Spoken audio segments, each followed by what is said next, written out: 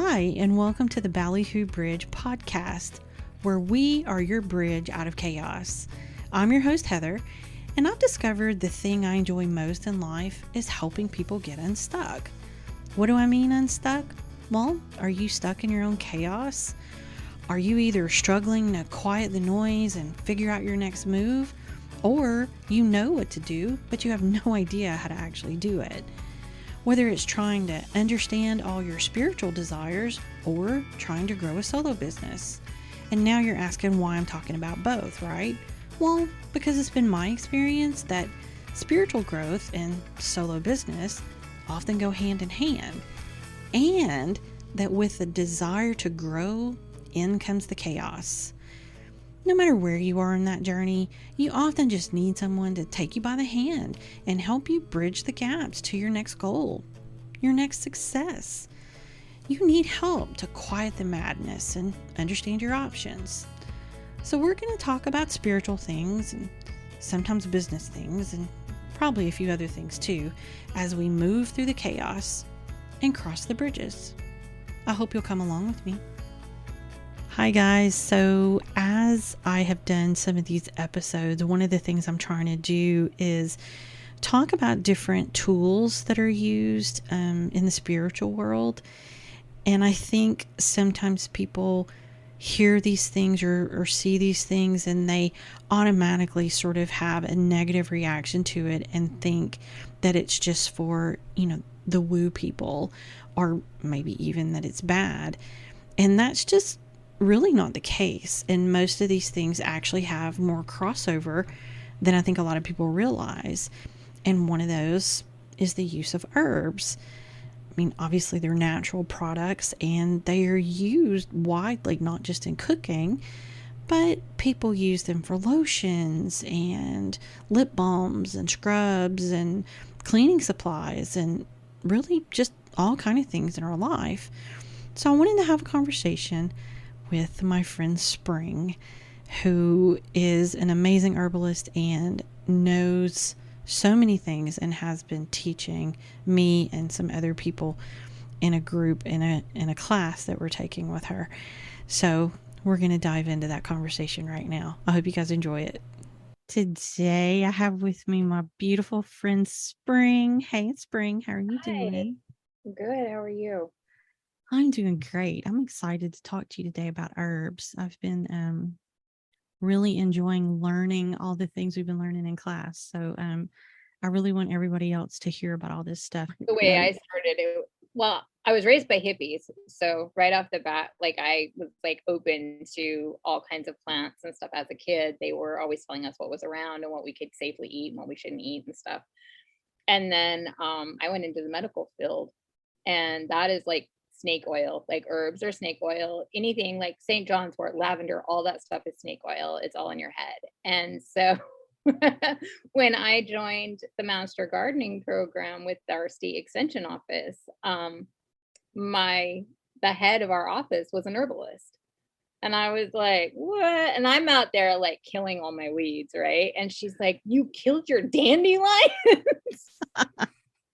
And I was like, yeah, I killed my dandelions. And she's like, no, you can eat those in a salad. You can use the roots for so many things. It is literally, get this, okay? Bayer makes Roundup, right? Yeah. What else does Bayer make? Aspirin. For your heart, right? Dandelions are the herbal heart medication. Wow. It's like, sure, that's a coincidence. That's amazing. But she got me into first trying to grow the herbs and then starting to use fresh ones in your cooking. We all have, our dried stuff from the grocery store, but she got me using the fresh stuff, which I was like, okay, this is interesting. And my food tasted more fresh, but that might have been mental. It just, because I was growing stuff in my garden and then using the herbs to season my food. And I was like, oh, this is fun. And then, so back in the mind, I always kept saying, I want to get certified as an herbalist because I love the medicinal ideas of this.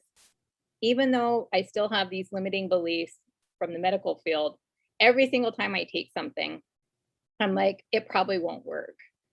But then I'm always astonished.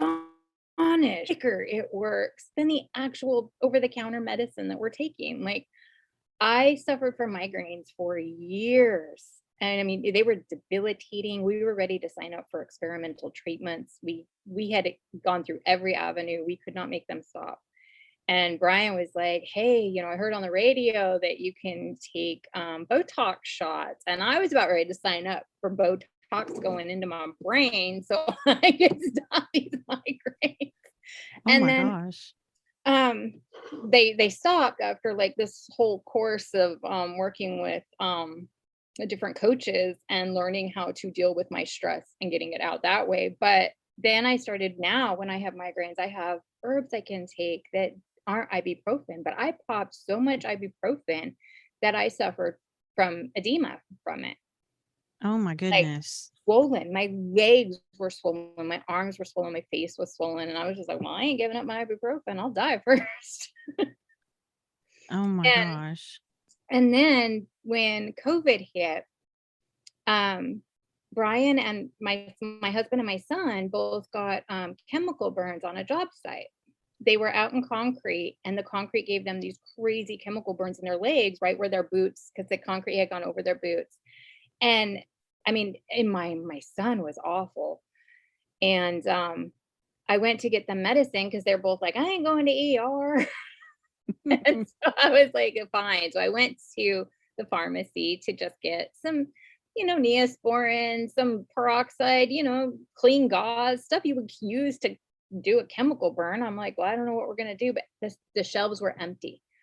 I live in a very high minority area, and I will die on the hill believing that they purposely didn't send our stuff. We did not get shipments of anything. We had no toilet paper, like, ever throughout 2 years. It took us 2 years to get toilet paper. They didn't come off the trucks. Our shelves in our pharmacies were empty. There was no gauze, there was no peroxide, there was no Neosporin, there was no aloe vera for years on our shelves. Wow. And so when I got home, I went to 9 stores. I came home with nothing to treat any for basic first aid. I had no basic first aid equipment at this point. So I was working with an herbalist at the time, helping her get her business set up. And I was like, look, I had just purchased some calendula, and I had made some jojoba oil, some infused jojoba oil with it. And that was the extent of what I had done. And she's like, well, she sent me some papers, and I was like, okay, so in my yard, I have plantain growing wild. So I went to my yard, my neighbor's yard, and the neighbor on the other side's yard, and I'm harvesting plantain out of our yard. And I like cooked that down, and I made ointment out of plantain and calendula, and I had some charcoal from my soaps, and Right. I put activated black charcoal in there. And I had beeswax from another project I had done, and I made this salve for it. And I was like, well, we're going to give this a shot because we don't have any other options.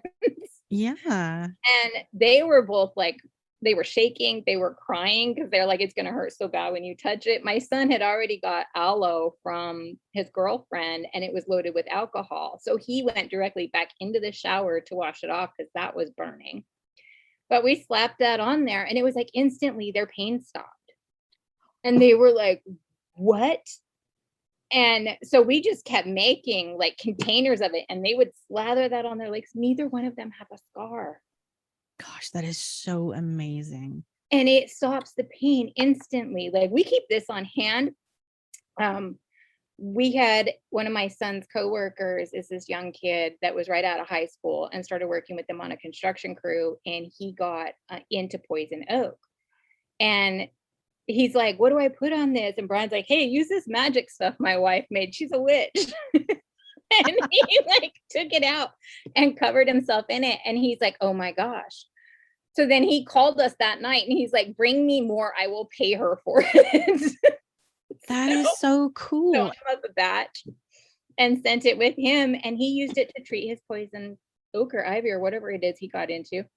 And then my son was wearing gloves and using a drill on a construction site. The glove caught his finger and spun, and it literally skinned his finger off. It pulled like a condom, like just pulled the whole skin off his finger. Ouch. Oh my gosh.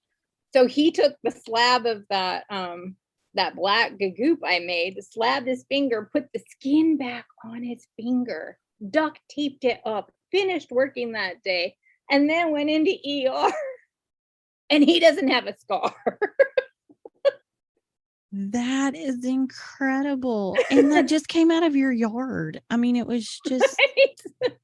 I mean, at that point, we were like, there's no way to treat this at home. You're going to have to go to the hospital, or you can try this weed I cooked up.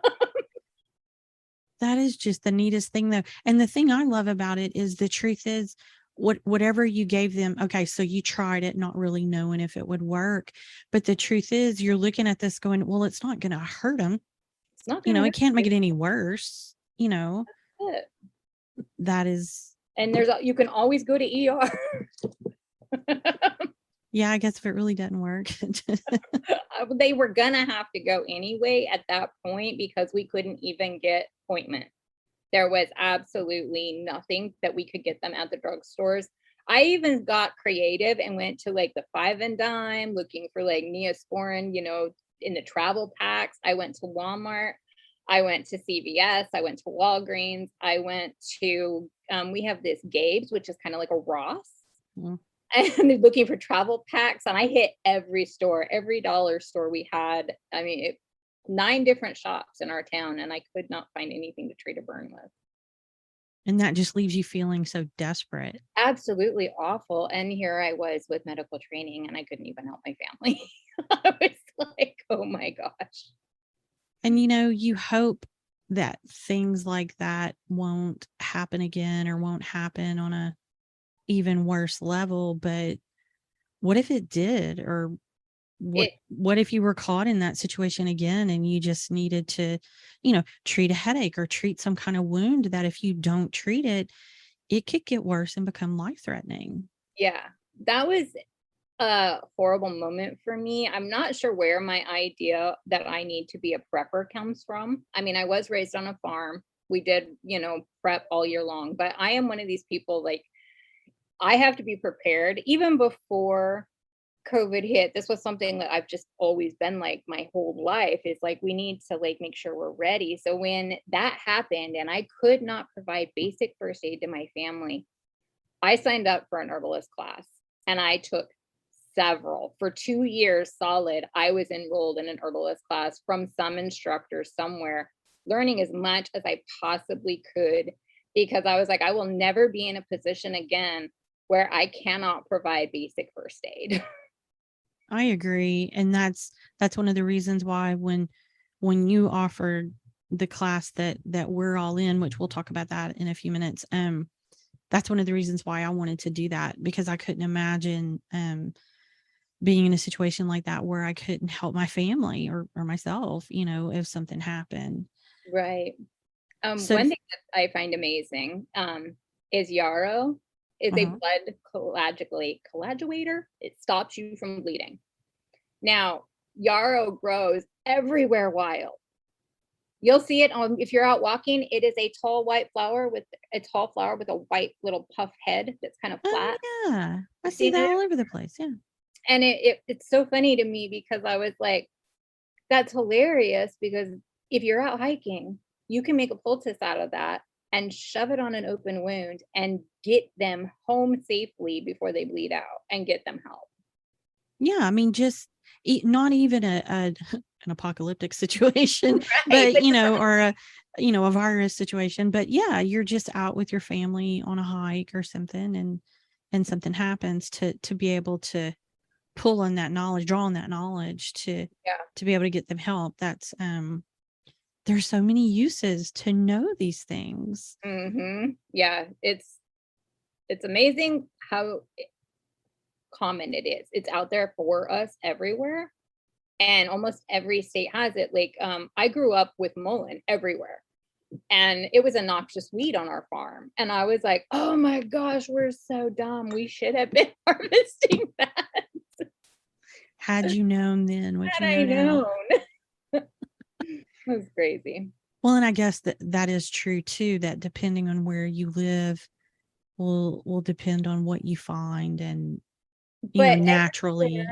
everywhere we live, there is a common herb. So for mullein being there where I live, I've got something that will work just as good. Okay.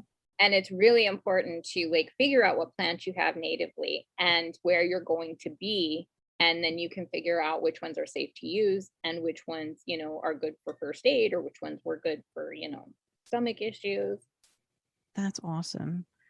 I want to back up a minute. You said you were in different classes and things like that.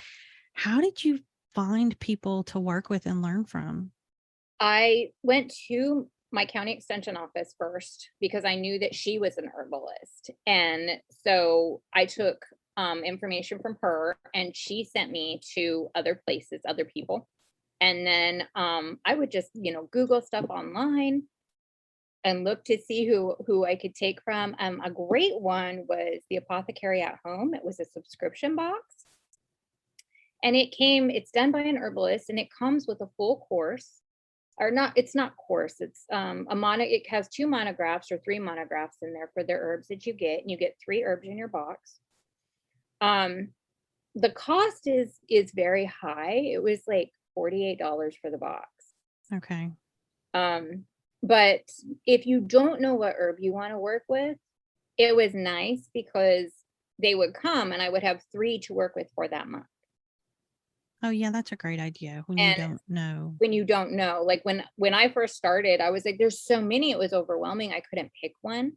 And then you would look at like a recipe for something and you're like, gosh, I need like 9 herbs for that. And then that got expensive. So then I wouldn't order any because I was like, it's too much. It's too much. I don't know.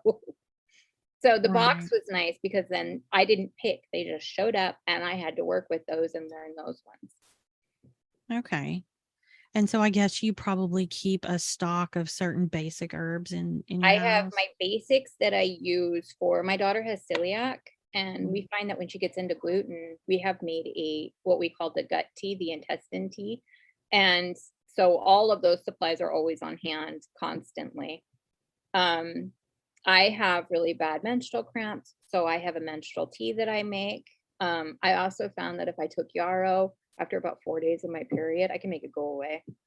I was like, 4 days is enough. Nice. Nice. Okay. I think all the women are going to be writing that down. Right. Yarrow. And I guess with each herb that you choose to work with, you go through and find out the properties and how it can be used. And any, like if you're taking any medicine, you want to make sure that it doesn't counteract against it. You also want to make sure, like if somebody is on blood thinner, that they don't take something that thins their blood. Or there's a lot of herbs that will lower your blood sugar. So if you're a diabetic on diabetes medicine, you want to make sure that you're not taking something that will make it go even lower. Say like people that are on cholesterol medicine, that is to lower their cholesterol. But if they eat, say, grapefruit, grapefruit is a natural cholesterol lower. So if you're taking cholesterol medicine and you add grapefruit to that, you're going to lower your cholesterol way too low. Right. Okay. So those kinds of things are important to remember. Yeah, it's really important that's why in our class, when we're doing our monographs, there's a whole section on pharmaceuticals and how they're going to counteract with medicines and what medicines not to take with them and that type of thing, because that's super important to know. So explain what a monograph is. A monograph is all the stuff about that herb, and it has the history of it, even lore that goes behind it, magical properties. It has all the healing properties. It has dosages that are safe to take. And then you also want to make sure you check what medicines you can and cannot take with it. Great idea. I need to do that with a couple of mine. Okay, so in our class, we've learned to make different things, teas and things like that. We've talked about different herbs. Would you recommend, if someone's trying to get started, they need to find an herbalist to work with to make sure they don't kind of do anything wrong? Yeah, I mean, there's a ton of books out there that can help you along the way. But if you're really serious about wanting to learn these, definitely find an herbalist to work under or take a class with. Even Udemy has a few classes on there that were a lot of fun. I took everything they had on there. Like I said, I was out there to educate myself on this hardcore. I would have taken a college class and got a degree in it if it was available.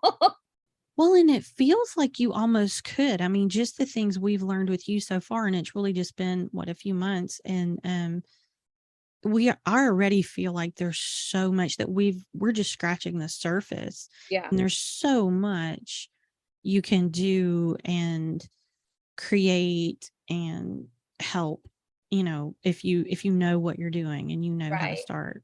There is one thing I want to touch on, and something I see people make the mistake a lot is there is no accreditation process for being an herbalist. So when you're like, oh, I'm going to take this class because it's accredited, that is a lie. There is no board certification process. So that cannot be a certified course. Now, what they do have is the American Herbalist Guild has a peer certified herbalist program through it's not even a program.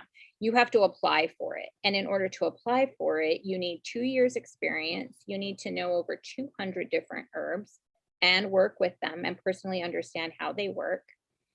And then you need to have two peers write letters for you. Now, in our class we're doing, it is set up so that after the 2-year program and you have filled out your monographs, you will have the 200 herbs that you need to know in order to apply for it. And we are there to write the letters for you to get you certified from your peers through the American Herbalist Guild. That's really neat. And I think if I was gonna use herbs from someone, that weren't on a shelf that I had bought at a store that had a little seal on them and things like that, I think it would make me feel better Right. to know that they're not just somebody tinkering in their kitchen trying to figure something out. Right. And you don't know, labeling. Now, there is a law for labels, but there isn't necessarily a law when you're herbalist. There is actually no governing body over herbs, because if they govern them, they have to say they work, and then they won't be snake oil. And then the Right. pharmaceutical companies are going to be like, oh gosh, we just spent years making aspirin.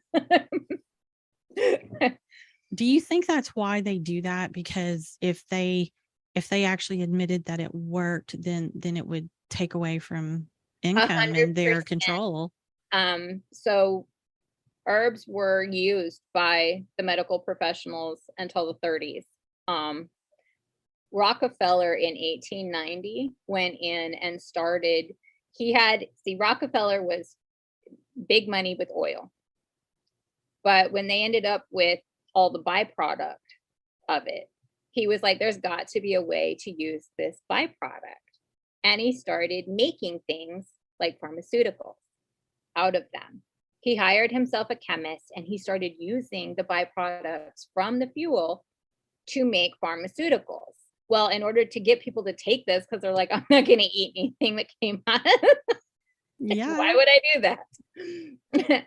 So what he did is he founded the universities, the medical universities. He also founded the American Cancer Society. Okay. And he trained the doctors to give the medicines. So doctors are trained to give medicines to treat the diseases versus treating the diseases. And they started, in order to really push it, they started sending people out, and they did this whole study that was a sham. And you can actually read about the Rockefeller herbal study, and you can read what a sham it was. And he said it was snake oil. And they pushed it through, of course, Congress. And they said that anybody in the medical field that was taught and treating people with herbs, they would be sued for malpractice. And that's where malpractice came about. Wow. And you can go research all of it, type in Rockefeller medical, and there is so much trash about it. And you were just like, wow, now you know. Man, when you talk about things being an agenda and being, what this person is doing to better their own lives, it's Yeah. That's a little frightening. Yeah, he I also had no idea. founded the Department of Education because they wanted to make sure they had laborers. Oh, of course they did. I was like, Rockefeller, man, you're a pain in my Wow. butt. I had no idea that was the case. And of Yeah, course, I know you and I have had these conversations before. You know, in our group, we will sometimes talk about, the history of witches and healers and all these things. And I have a whole story I'm going to share with y'all one day. But we talked about gypsies and people like Romanian people that came here, and a lot of them were healers in their communities, in their villages, yeah, and they were using herbs. They were using what they knew was around them that they could use to help people. yeah. And a lot of our native plants aren't even native plants. They came over and now they're scattered about by people who came and brought seeds from their native lands because they knew that they had healing properties, and they were planted about. And of course, the wind and the birds and helped. And now they're native, but Yeah. they came over because they were healing plants that are, their ancestors brought over with them. And I just love that. I hate that people made it something negative. They eventually would brand some of those same people witches, Which is but in reality they were the healers. They were the people that were helping, and I guess sort of almost original doctors, but even, counselors and psychologists and all those things, right, they were right. the first coaches, like what we would call now a coach. They were the ones that were helping people. And it's so unfortunate how some of that turned so negative so quickly. But I find it interesting how many people are going back to that. It's really phenomenal. Like, I have a doctor here in Virginia who left the medical field. He left the medical field to be able to treat people naturally. Oh, I love that. And he's right here in Hampton Roads where I live, and his name is Dr. Leland, and he's phenomenal. I go to workshops with him, and like he's astonishing. Now, I know somebody who is actually a doctor, they're a medical doctor, and they are actually also a holistic A holistic practitioner practitioner. or holistic doctor. I don't know if, There's such a fine line there. So I was really diving into that because when COVID hit and I kept telling people, hey, check this out, because back I used to have a side hustle when I worked in the medical field by transcribing and typing out medical journals. So when doctors are doing a procedure and they want it to be in a medical journal, they would record it and then they would send it to me and I would type it out. And I never outgrew that ability of, a 3-year-old is like, why? I never outgrew that. And so I would type these up and I'd be like, oh, I need to know more about this. So I'd, talk to the doctor. I met these doctors at conventions because the doctor I worked for, he would take me with him as his assistant to all these conventions. And I would get to rub elbows with all these doctors and then party with them at the nightclubs later. And so I got to know them all really well. So I'd shoot them emails and I'd be like, hey, I got a question about this thing that you did. And so I got to where I really understood medical journals really well. So when COVID hit, I was like, hey, I'm good at reading medical journals. And I still got friends that are doctors. So I started reading medical journals. I started emailing my doctor friends and I'm like, hey, I got questions about this. I got questions about this. I got questions. At first, they were very intrigued with what I was reading and what I was questioning. Then the vaccine came out and I was told to shut up and take the vaccine. of course you are. And I was like, no, because you know what? I got questions and no one wants to answer them. That's how I was. I wasn't one of these people that was against it, or if someone wanted to take it, by all means, take it. Can I help you? Do you need a ride? Like, how can I help you do this thing that you want to do? But for me, I had questions. There were things I didn't understand, and I wanted to understand them before I took this shot. you Yeah, know? the worst thing is I wanted to want to take it. I tried everything because I have all my friends, my colleagues I worked with, they're all telling me this is saving people's lives. And I'm like, but it's not. Look. And I'm like, explain this to me, this study right here. And they're like, just take it, just take it. And I lost a lot of friends over this, a ton of friends over it. And I wanted to want to take it. I tried finding any study that would support it, and I could not find one single study that supported it. Yeah. I That was my struggled a lot hardest with that thing. too. And then when my husband had to get it for work, I was like beside myself. I was just like, quit, just quit. We'll live in a box under a bridge and eat pigeons. Yeah, we've struggled with that too. Thank goodness we weren't forced to do it, but and I'm grateful for that. Um and I've talked on other episodes about the fact that I have long COVID issues, and I've had people look at me and say, well, I mean, if you were vaxxed, that wouldn't happen. But I I know just as many people vaxxed having that problem as My unvaxxed. husband got vaxxed because he was forced to get it in order to keep his job because he works as a independent contractor on the military bases on the federal land, and so they had to have it in order to get onto federal bases. And so he got it, and we went 2 years. I refused to get it. We went 2 years without bringing COVID in our house, and my siblings all got it. They all got vaccinated. They all had COVID 2 to 3 times, and every time they'd get sick, I'd be like, "I'm God's favorite." And then we just got COVID last month, and I was like, "Oh my gosh, I can't get it with my big mouth." So I fought it the first couple days, and then I was like, "Damn it, I got it." Yeah. It got me.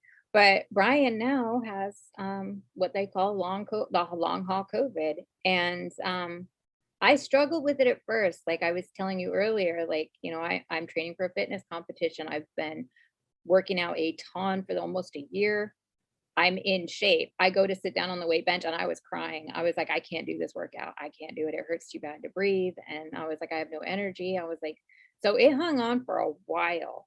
And that was when I started working on my own tea for it and I kicked it in 3 days. I kicked it. So my husband's on the tea now because now he watched what it did for me. He was like, give me tea every night before bed. Now he's like, go make me tea. And that's why this is so incredible to know these things, to know other ways. I mean, I've been to so many doctors, and every time they run tests and every time we talk about it, they literally look at me and go, I don't know. And then tests come back normal, and they can't understand why there's something wrong with me because there's nothing indicating that there's anything wrong with me. So Yeah. how do you treat it when there's nothing there? So to be able to come back and say, you know what, let me look through my herb books. Let me look through what I have. What can I do that may help this symptom or help that symptom? The best way that I do it, that I found for me that works is if I have, like I started yesterday when I said we were going to make the panorama tea where we were all going to come together and pull up all of our resources and our information and look at our symptoms, and we were all going to work together and develop a hardcore tea for long haul COVID. What I want us to do is sit down and list your symptoms and then figure out what causes that symptom. So if you have fatigue, what causes you to have fatigue? Low iron. Well, I noticed right off the bat after I had COVID, I had low iron. Well, your body uses iron as a fuel to boost your immune system. So that's how it gets its gas. And it depleted the iron by fighting off this crap I had for so many weeks. Right. So, And I had the same thing. I've been anemic for years, but that kind of comes with the territory because I have PCOS. But they discovered that my iron was really, really low. And so the hematologist put me on just a crap ton of iron every day. But ever since I've been taking the iron, the fatigue that I had is not as bad. It's much better with yeah. the iron. Well, So a nettle infusion, so not a tea, but an actual infusion where you take like a high concentrated amount of nettle leaf and add water to it and let it sit overnight. And you make this, it's almost has a syrup consistency. And you drink that like 3 glasses a day. It will boost your iron.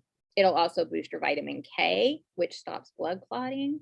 It'll help. It's like every symptom of COVID could be like treated with nettle leaf. Right.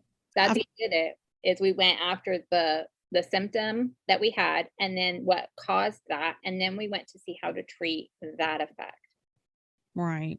And I feel like we should say something too that, I mean, I know you've worked in the medical field and I have not. We're not telling anyone that, we're doctors or that we know something that'll heal them. This was stuff we experimented with after like being told by everyone, well, I don't know what else to do. Okay, fine, I'll go home and die. Yeah, but when you can start looking at these herbs and doing the research like we're doing in class, where we know the effects of it because we can look at the history. People have written all these things down. So it's easy to do that research and find out, okay, this is how it's going to affect this. This is how it's going to affect medicine you're taking. Don't ingest it. This is only topical or whatever it is that you need to know. And then you can document, try it and then maybe document what your results are or what the effects are. Yep. And there's going to be some you can't take or some that you can take. And of course, if you have a ragweed allergy, you want to stay away from ragweed. And, but you learn all of that. Like I said, you don't just go into your backyard and just use your phone app and scan a thing and eat it. Please don't do that. You need to work with an herbalist and learn what you're doing the right way, the proper way to do a preparation like a tincture or a salve or a cream or a lotion. There are safety procedures you need to take in effect so you don't create mold, and you don't want to be cooking up anytime you add water. So if you take a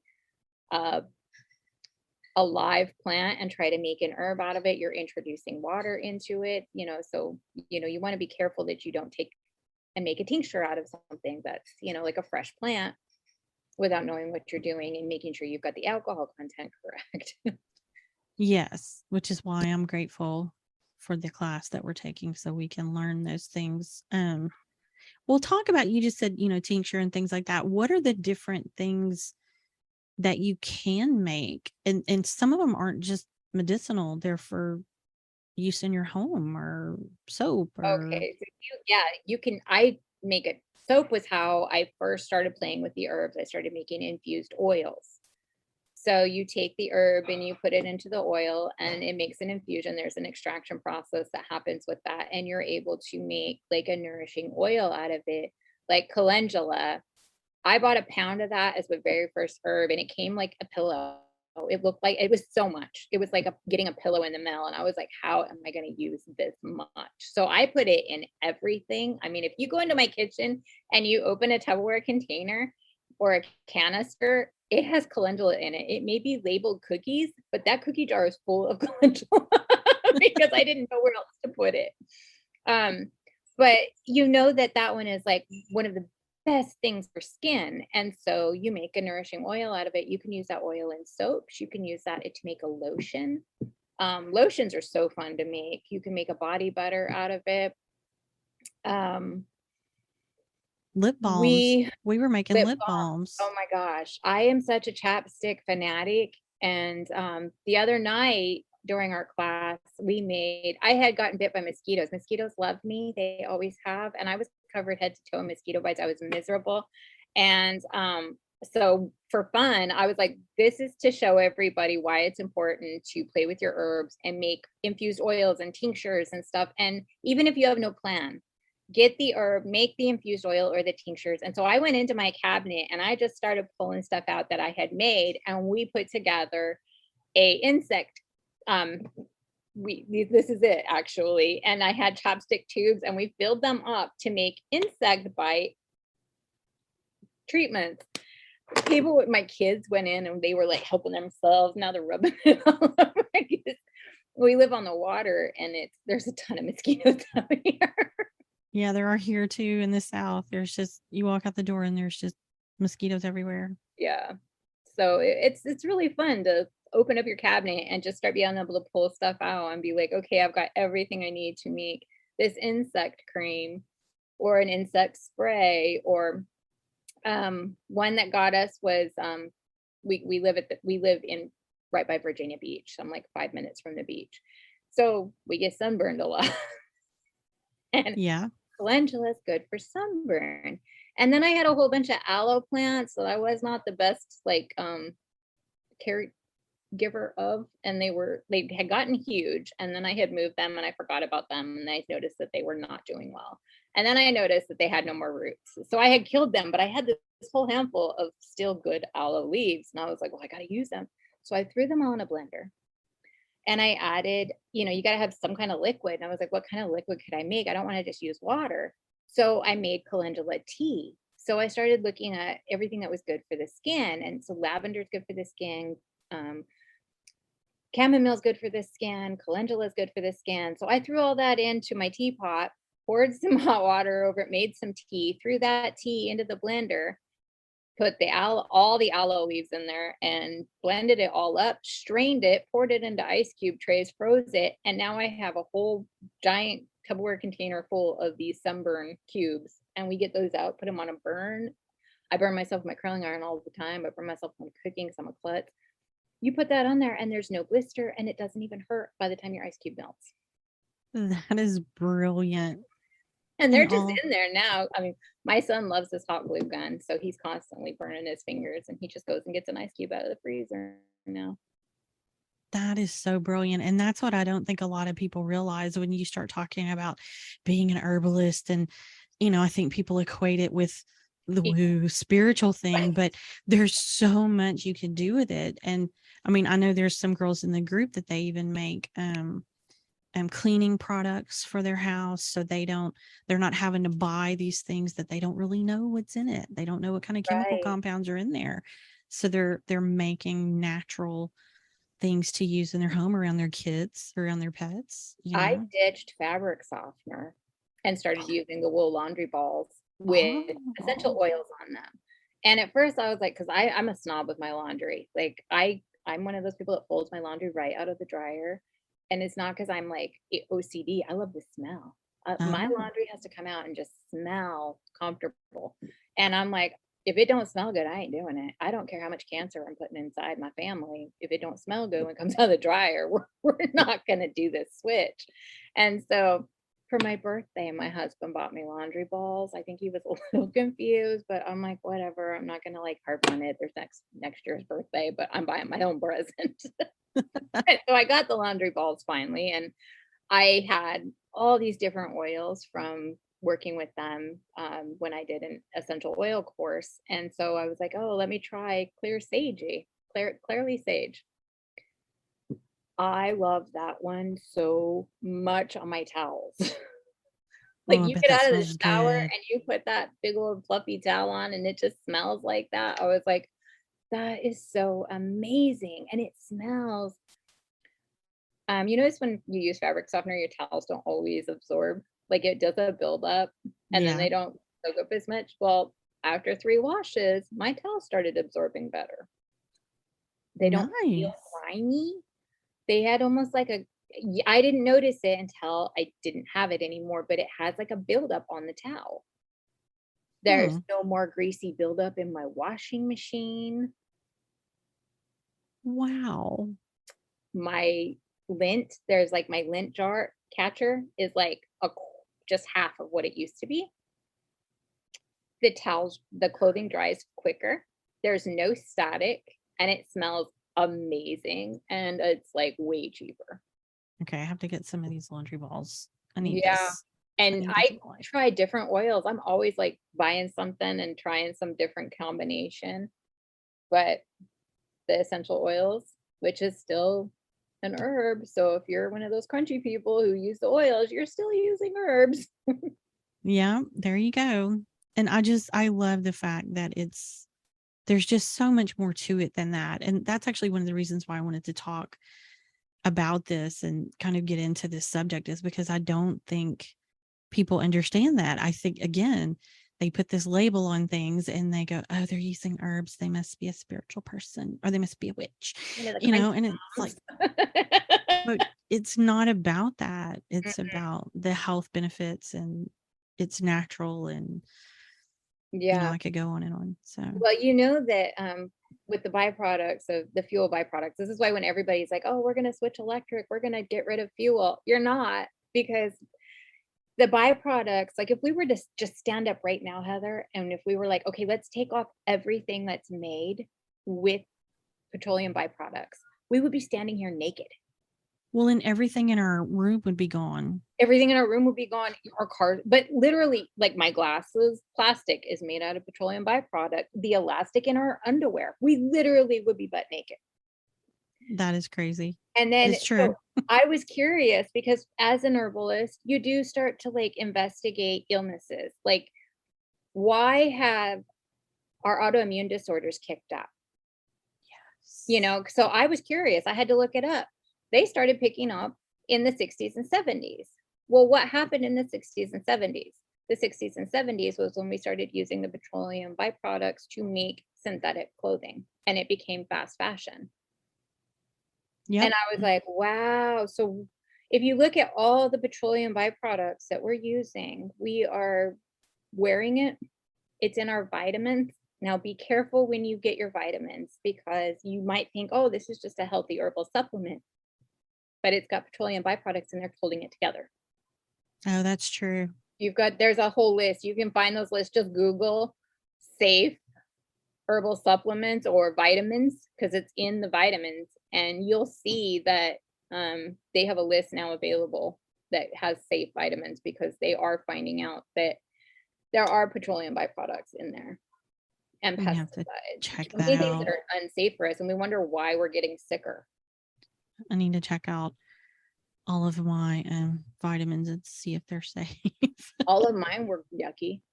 I told my husband, I was like, babe, I have those same things in my cabinet. I was like, let me just make you tea.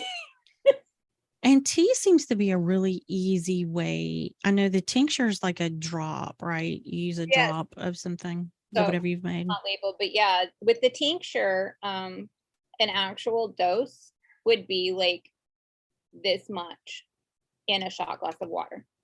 So it's like 10 drops or something. Yeah, and it's like just a dropper full in a cup of water, in a shot glass of water, and you just shoot it. And this is usually made with an alcohol solvent that has used to extract it, or they have like an oxymel, which is made out of apple cider vinegar. There's a poultice you can make, but a tea, well, one of the things I love about the teas is it's softer. Like there's less of an extraction product. This is more closer to a pharmaceutical grade. With a tea, it's not as strong, but it will take about 3 cups of tea. Like when my daughter's having a celiac attack, we found that 3 cups of tea is her happy spot before her pain will stop. I found that when I'm having really bad menstrual cramps, 3 cups of tea, and then I'm feeling really good. And basil is a painkiller. That's the one that helps with muscle spasms. That's the one I need to try. Basil. That's the one I was gonna try. I knew it was one of them, but so that's in my menstrual tea is basil, because it does help relax all the muscles. And it's amazing how many things are in your kitchen cabinet. I mean, one of the things we first talked about in some of our first weeks of class, basil and cinnamon had so many amazing healing properties or things about them that could help you with, I mean, so many different things. So many things. Like and it's right there in my little lazy Susan. And you're not afraid to eat it because you know it's safe. And so that's why when I first start the class, the first thing I had everybody do was go to their cabinet and get one herb out, and you were going to write a monograph on that herb, because there's stuff so much in your cabinets that can help you with a cold. Like one of the reasons we had chicken noodle soup, and they're like, oh, it'll make your cold better. It does, because all the seasonings that are in it actually fight a cold. And actually in my magazine, in this current issue, there's actually a recipe for a seasoning pack that goes inside chicken soup that will actually help your colds. Oh, that is awesome. I haven't read the magazine yet. I have it. Yeah. I just got it. So I don't know what page it's on because it's right there behind me, but it is in there. I'm gonna have to look. it has a collection of herbs you put together and make a muslin, like a little muslin bag, and you drop that into your soup when you make it, and those herbs help your cold symptoms. It is absolutely amazing. And so many people, as they start to learn these things, will find out that we actually use this stuff every day. I think it's ancestral. It's come from our people, Right. that, oh, well, my grandmother did that or my great grandmother did that. And they really don't even know why they use this mixture of herbs for whatever it is. But that's what they're doing. Oh, if you use these herbs, it'll keep mice out of your barn. If you, use these Right. herbs in your chicken soup, it'll help your cold, and I think so many people are using them already and they didn't even realize why or Yeah, how. one of the legal terms you can use is folklore remedies. Instead of saying I'm an herbalist, you're like, oh, I like folklore remedies. And then that's when people are like, oh yeah, stuff your grandma used. Yeah.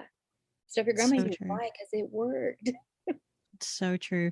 There's so many things and so many ways you can learn about it. Um, Speaking of that, would you like to explain our Herbal Academy that we're Yes, so taking? we have the Heritage Herbal Academy, which is, from our ancestors. It's the herbs that they use and all of that. And it's this course is done. We have a live meeting every Tuesday, and we all get together and we do it. It's taught in a round table. So if you miss a class, you're not going to be behind. If you get behind in class, you're not really behind because you can hop right back on right where you left off. And it's in a way self-paced, but we are there to offer any support. And there are some people who have like schedules open up and they are able to study a ton of stuff, and they come every Tuesday and they share what they've learned, and they share the herb that they wrote in. And there's a monograph that you can get on Amazon. You can get the blank templates on Amazon and fill them in. And when I was trying to come up with find my own template, I could not find one, and I worked for 2 years trying to find the right template. And one day it just dawned on me, oh, I should just write my own because then I would know what it needed to include. I was like, oh, duh. So that's how we got the blank template. Um, and when you sign up, you get the PDF versions of those. So you do not need to buy the books on Amazon, but if you want the hard copies, they are available on there. Um, it's $25 a month. You can cancel it anytime. You can pause your membership, restart it. We've already had people pause it and they've already restarted and came back. Um, they are recorded, so you do can keep them and keep the collection of them. And we will be there to write your letters when you finish that and you have your monographs of your 200 herbs. And so we can get you certified through the American Herbalist Guild. And like I said, it's not an actual certification because there is no board certified group, but it is the highest prestige you can get in the herbalist community. And so we do help you fill out all of that. And then as we work through, and we're not there yet, but as we work on, we're going to help you fill out your clinical studies. So there will be a clinical template as well, so that when you start to work with people who are looking to take a more holistic approach, you'll know how to actually treat them. And you need to submit 4 case studies in order to get your certification through the American Herbalist Guild. And so we will be helping you submit those case studies, because when I contacted and worked with the American Herbalist Guild, they said the biggest part that people fail on is the clinical part and how to submit it. That was what I used to do professionally. So I was like, oh, I got this. Right. Well, that makes it easier. I was like, I can do a clinical study, let me tell you. Yeah. Well, and I'm going to put the information about the Academy in the show notes. So if anybody is looking to find out more information, they'll know how to find you. And then do you want to talk about the rest of your projects, your magazine? We have the River House Witch quarterly publication, which is a collection of, I am involved in so many different groups of people in the spiritual community, and I am constantly featuring them and what they do, and different coaches, different shops, people from different types of witchcraft. And that sounds awful when you say witchcraft, it sounds deep and dark, but it's more about energy work and all of that. And there are some amazing people I have been in contact with. Like there's one that's featured in this Halloween issue. She is a witch out of New York, and she's the sweetest person. She invited me up there to go and see one of their big festivals up there. I did not go because that looked crazy. I looked it up online. I was like, well, that's really people-y. But like, she's like, oh, she sent me to her shop. And if you are into magic, you got to check out her shop because, and it's all in the magazine. There's a whole write-up on her in there, but I was like, what is all this? It was like a museum for someone who's into magic. Like Harry Potter would have been astonished by the stuff that was in her shop. That sounds cool. It's so cool. That's neat though. And actually that's one reason why I talk about some of the stuff I am talking about on the podcast is because, There's like you so said, I many mean, you different said, people. you said witchcraft and I think people hear that and they think automatically that it's something negative, but I don't know if that's the case. I think there are some people, obviously there's going to be good and bad in everything that you do, but, that's some of the stuff I want to explore and things like spells and what that means. And that's a whole different conversation, but That is a whole that different is conversation something that I could really get in on that one because there's so many things that I've just learned since interviewing different people for this magazine. And I'm just like, wow, I never thought of doing it that way, or wow, that's really cool. And yeah.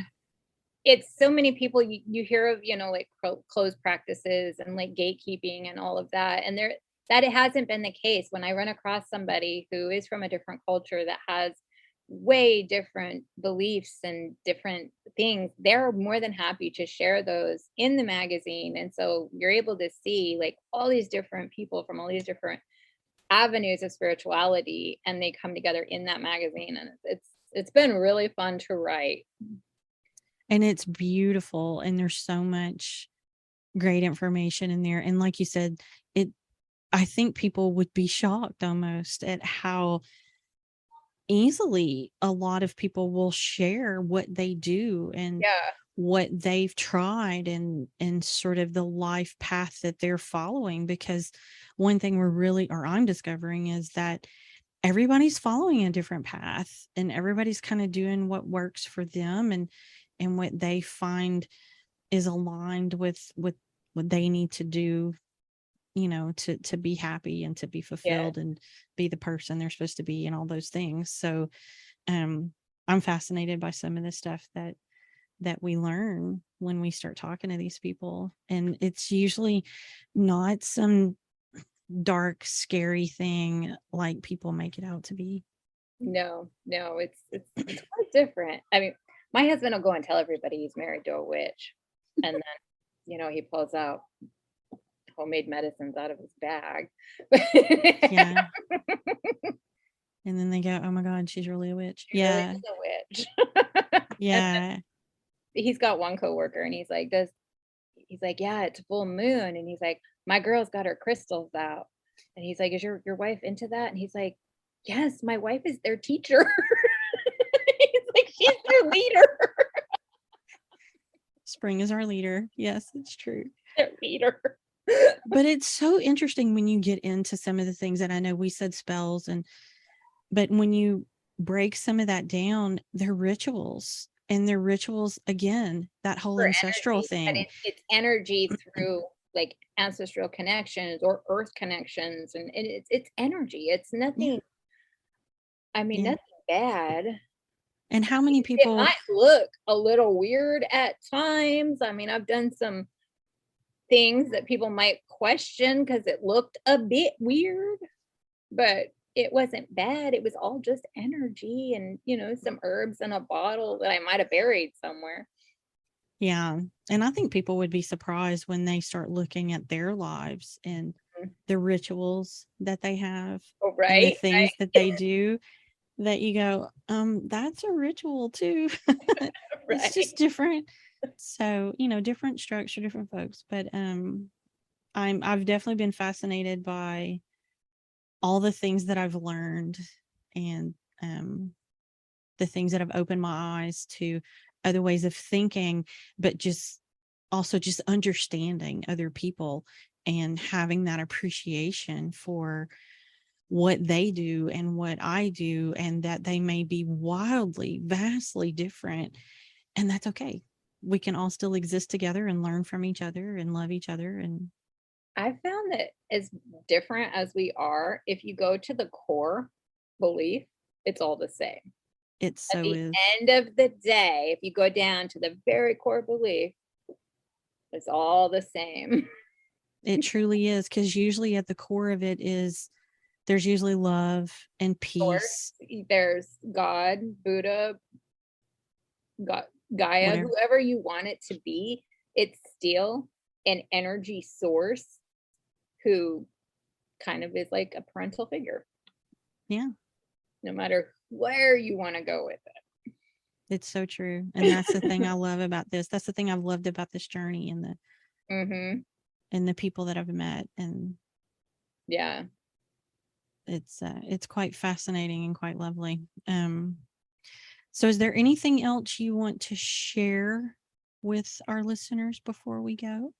Well, we do moon circles and every new moon and full moon. So you could join those if you're interested. My website is riverhousewitch.com.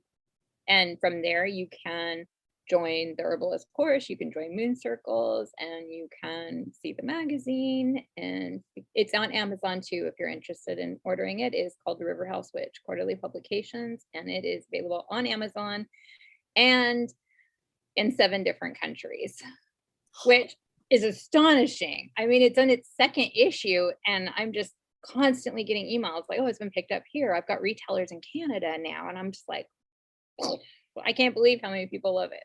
Every time you say that, I just smile from ear to ear. I can't believe how fast it's grown and how amazing that is. So fast. I think that just proves how aligned you were with doing this and how important it was and how much people really want it. They want that information. I just think it's proof that you did exactly what you were supposed to do. It just takes off by itself. I have a celebratory thing I do every time I find it in another country. I'm like, woohoo, look, we're in Denmark now. That's so awesome. Okay. We need to see how many countries we can get it into. I know, right? We're like the 2nd issue now. It's like, but it's really just blown up. It's quite an amazing magazine. And it's funny because I look at it after I put it all together and I end up with like postpartum depression when I get done with it. And I'm just like, oh, it's not good. No one's going to buy it. And then I look at it and I'm like, oh, hey, that's really cool. I don't remember doing that. Oh, it's stunning. You guys, you have to see it. It is absolutely, it's beautiful. And it's made, when I did it, I wanted it to have a feel when you picked it up. I didn't want it to feel like a cheapy magazine. So it's actually got a sturdy matte cover that's like velvety soft when you touch it. Yes. It feels like a book. It doesn't really like feel like a magazine. It feels like a book. But it is beautiful and it's full of great information. And that's something else. I'm going to put all the stuff that we've talked about. We'll put Spring's website and we can put the Facebook group and things like that. We'll put all that stuff in the show notes so that everybody can find you and hopefully join our group. Oh, that would be amazing. More the merrier. Yeah. We have a lot of fun. We really do. And we learn a lot, but we also have fun. Yes. And I'm not one who like, I might be the leader. Like I tell my husband, I'm always joking that I'm the leader of the witches, but I am always open to learn. So if there's something somebody has and I was like, oh my gosh, bring it. I want to know it. I want to hear it. And I think most of the core people in our group are the same way. We're all very sort of open-minded people, and we're always wanting to learn something new and understand something. And, you know, like I said before, even whether we agree with it or not, at the end of the day, we've probably made a new friend and we've learned something interesting that's expanded our knowledge. And so it's all good at the end of the day. Yes. Well, thank you so much for having me. I had so much fun. Thank you. I think it was a great time, and I'm sure we will do it again in the future on a different topic. Yeah, I'm in for it. Thanks so much for joining us today. We really hope you enjoyed today's episode and that it was helpful to you in some way. Make sure to like and rate and do all those fun things for our podcast. We really do appreciate it. And of course, check out the show notes for links and any other important information. Also, be sure to follow us on Facebook and Instagram at ballyhoobridge. If you're looking for guidance in your journey, head over to ballyhoobridge.com. There you can do things like choose a time for a free 30-minute clarity call with me. And you can find out what Ballyhoo Bridge means, in case you were wondering. In the meantime, don't forget to take care of yourself. Until next time.